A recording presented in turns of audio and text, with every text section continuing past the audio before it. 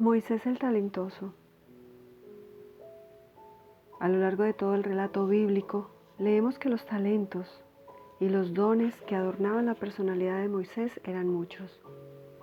En el capítulo 7 de Hechos, Esteban, el primer mártir cristiano, nos informa que Moisés fue enseñado en toda la sabiduría de los egipcios y era un poderoso en sus palabras y en sus obras.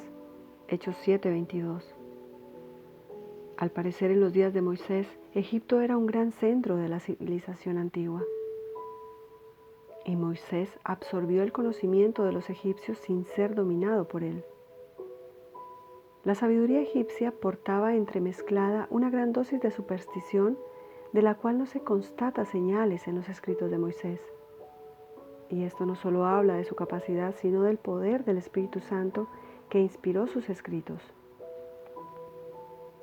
Sus privilegiados dones y la presencia del Espíritu Santo en su vida aparecen gráficamente ilustrados en su monumental obra de los 5 primeros libros de la Biblia.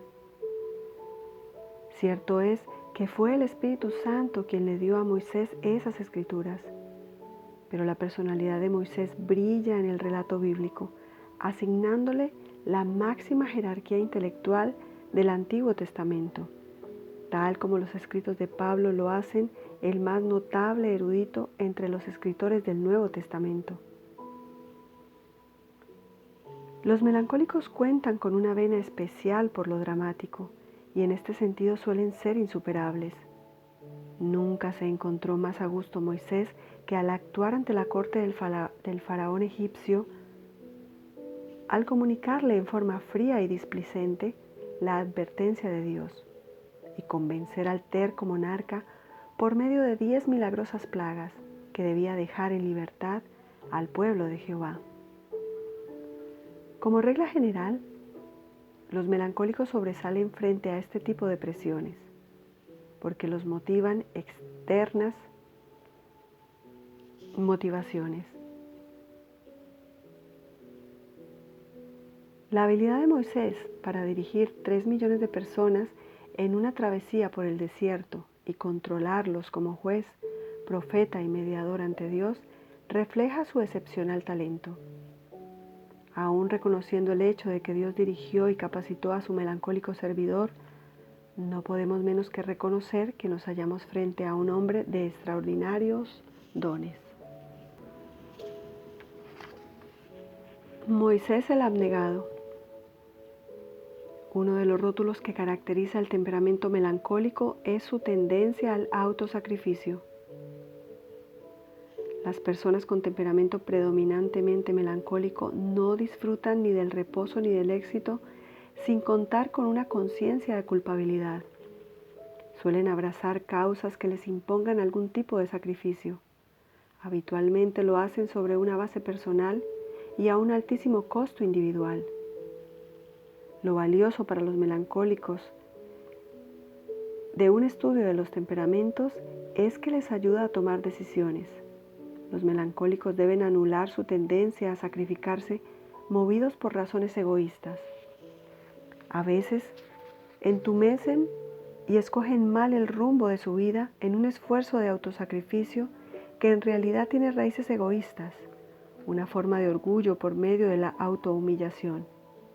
Se da el caso de que emprenden empresas humanitarias como compensación por sus propias deficiencias.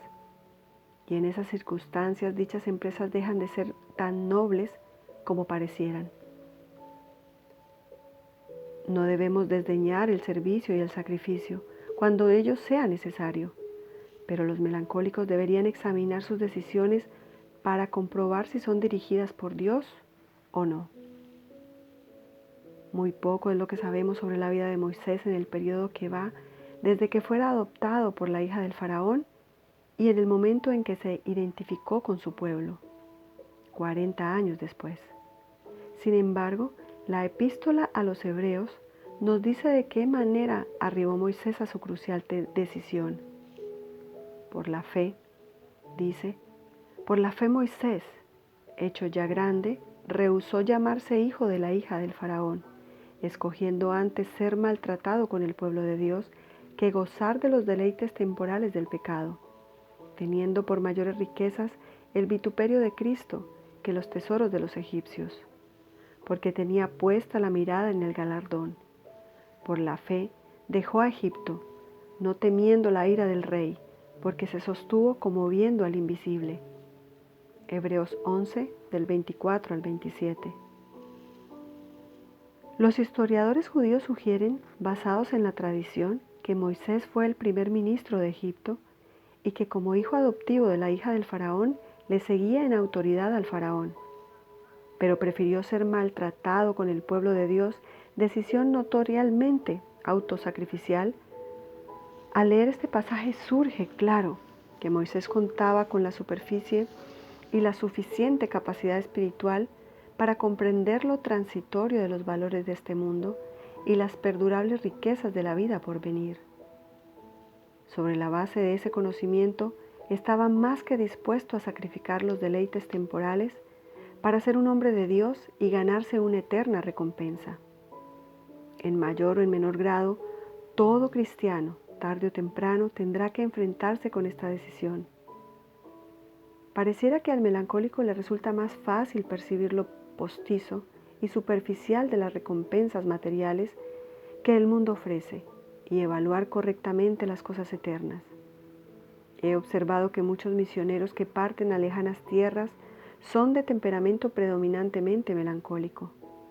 Esta característica explica el hecho de que muchos talentosos misioneros están dispuestos a renunciar a los placeres y posesiones de esta vida para servir a Jesucristo en este mundo y anticipar su buen siervo y fiel, mas la recompensa inmarcesible reservada en los cielos. Primera de Pedro 1:4. La vida de Moisés prueba que no hay hombre que pierda si entrega su vida a Dios.